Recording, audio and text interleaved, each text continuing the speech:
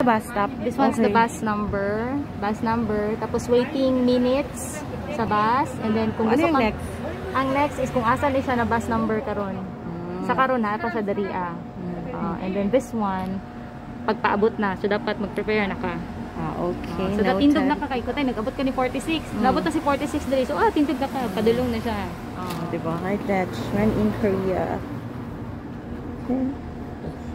Unya mo to first time din ako nga mosakay og village bus. Nalingaw ko syempre kay first time good. Kana ding cellphone diha nagamay charge cellphone. Kanang machine diha nagamay diha nimo i-tap imong hang card, imong paying card. Unya kung wala kay paying card, pwede po ka magbayad og cash diha nimo ihulog sa box. Unya pwede nakadili mo syagit og lugar lang ko.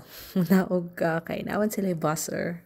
Ang bayad di ay kay 500 won or 20 sa peso. Ang nakanindot pagud dinhi kay within 40 minutes kung nakay plano mo sakay og balik, tap ra pud mo imuhang paying card dinha sa machine na gamay pa exit. Free na dayon ang bayad sa next bus pero itap lang gihapon nimo pero wala na to siya bayad. O di ba amazing? Ningaw kayo sa bus no tan-awa duha ra amo ang kasakay. Priority po dayon nila ang mga lola ug lolo mong nasilay chair sa atubangan.